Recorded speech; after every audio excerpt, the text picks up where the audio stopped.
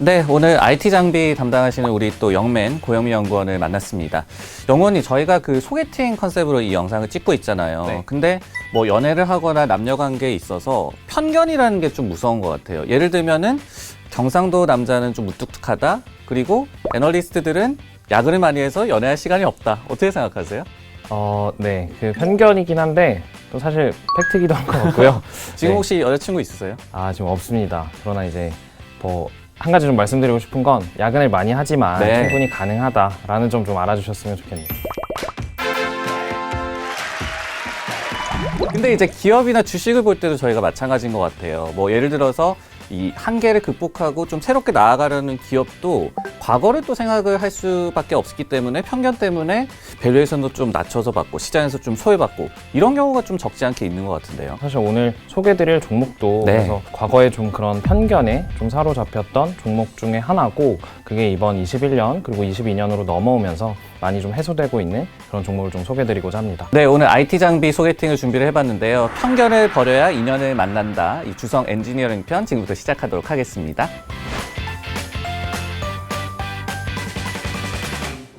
네, 주성 엔지니어링. 그러면은 지금까지 편견이 있었다라는 얘기인데 그 부분부터 좀 얘기를 해볼 필요가 있을 것 같아요. 시장에서 어떤 편견이 있었길래 좀 소외를 받았던 겁니까? 보통 이제 국내 반도체 장비사들은 주요 고객사를 생각을 해보면 네. 삼성전자, 하이닉스는 보통 좀 기본적으로 들어가 있는 맞아요. 편이에요. 근데 주성 엔지니어링은 뭐 회사의 매출 규모나 여러 가지 면을 좀 고려해 봤을 때 다른 장비사들 대비해서 삼성전자로 공급이 되지 못한다. 라는 점이 항상 좀 약점으로서 시장에서 받아들여졌거든요. 이제 그 부분이 그럼 이제 앞으로 더 이상 성장이 좀 어렵겠다라는 좀 편견을 만드는 요인 중에 하나였죠. 그러면은 이제 좀 기본으로 다시 넘어가서 이 기업이 어떤 장비, 반도체 장비만 또 생산하는 것이 아니잖아요. 네. 사업부별로 뭐 매출 비중이라든지 이런 거를 좀 알아볼까요? 그 이 회사가 하는 사업 분야로만 나눠봤을 때는 반도체 그리고 디스플레이, 태양광으로 나뉩니다. 네. 근데 사실 장비사들의 그 매출 비중에 대해서 저희가 언급을 할 때 조금 애매한 부분은 반도체 고객사의 투자가 많은 구간에서는 반도체 비중이 좀 월등하게 올라가고 좀 사이클을 탈 네, 때는 디스플레이 비중이 투자가 많아질 때는 디스플레이 비중이 좀 올라가서 이걸 좀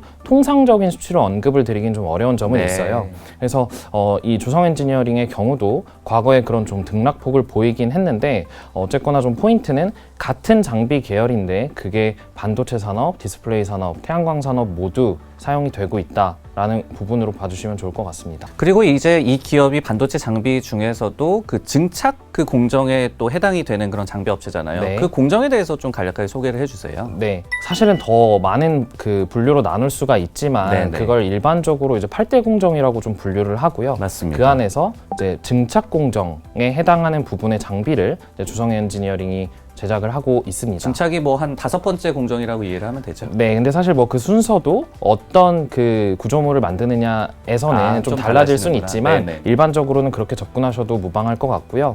그래서 그 증착이라는 건 보통 그 얇은 막, 방막이라는 걸 그 웨이퍼 위에, 구조물 위에 증착 올려주는 이제 그런 공정이다라고 좀 생각을 해주시면 될 것 같습니다. 그리고 이제 이 기업이 그 반도체 장비 중에서도 ALD 장비를 생산을 하고 판매를 한다 이렇게 저는 알고 있는데 이 ALD라는 그 장비에 대해서도 뭐 기술적으로도 좀 설명을 해주시면 좋을 것 같은데요. 네, 말씀드렸던 그 증착 방식에서 좀 유형을 좀 나눠보면 보통 여러 가지 좀 방식이 있지만 최근에 기술적으로 사용되고 있는 방식은 두 가지 정도로 보시면 좋을 것 같습니다. 그게 네. CVD 방식 그리고 ALD 방식 이 두 가지고요.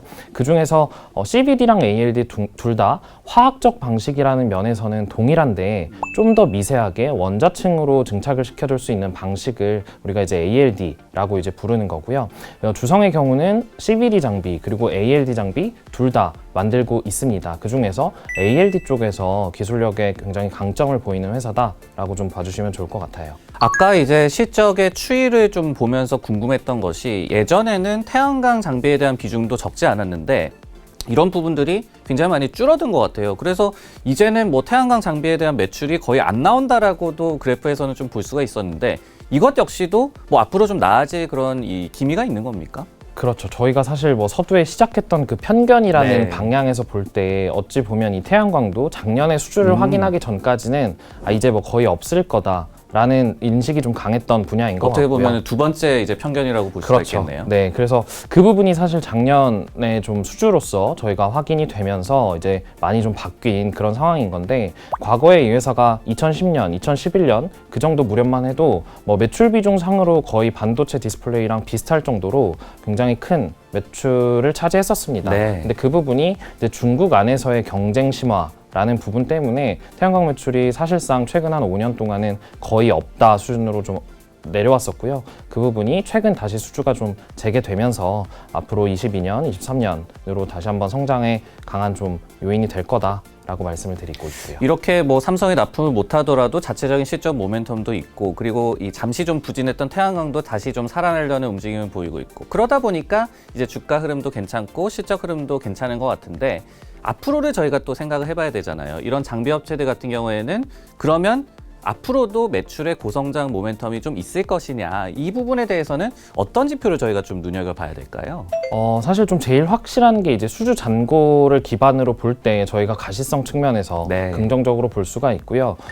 이제 삼성전자로 공급을 하지 않고 있다라는 점이 약점이긴 하지만, 그 부분을 이 회사는 기존 그 SK 하이닉스 고객사 안에서의 점유율 증가, 그리고 중화권 고객사 향으로의 공급 확대로 인해서 굉장히 지금 반도체 본업으로서도 성장에 강한 좀 그런 요인들을 만들고 있는 상황인 거고요. 거기에 아까 말씀드렸던 태양광, 디스플레이까지도 최근에 좀 확대되는 흐름이라서 그 부분이 이제 수주 잔고로도 좀 확인이 되고 있다라는 부분이고, 지난 21년 1분기부터 4분기까지 매분기 매출이 계속해서 올라가는 구조였습니다. 네. 근데 그때 일반적으로라면 매출이 올라갈 때는 당연히 수주가 인식이 되기 때문에 잔고는 내려와야 되는 거죠. 그게 이제 일반적인 상황인 건데, 이 회사의 경우는 21년 매출이 계속 올라가면서도 잔고가 똑같이 올라갔습니다. 그래서 저희는 22년에도 이러한 그 성장이 지속될 수 있는 가능성이 좀 높아 보인다라고 좀 보고 있는 거고요. 그만큼 이제 이 회사 장비에 대한 수요가 정말 탄탄하다, 이렇게 좀 볼 수가 있을 것 같습니다. 오늘 뭐 크게 보자면 두 가지의 편견을 타파하고 있는 주성 엔지니어링에 대해서 배워봤는데, 고현민 연구원도 이런 연애를 좀 하기 힘들 것이다라는 편견을 타파했다라고 하거든요. 곧 여자친구가 생길 거라고 저도 믿고 있겠습니다. 오늘 그 IT 장비 이 섹터 소개팅을 해봤는데, 소개팅 어떠셨어요? 네, 좋았습니다. 네, 앞으로도 그러면 좋은 기업으로 애프터 해주실 거죠? 당연하죠.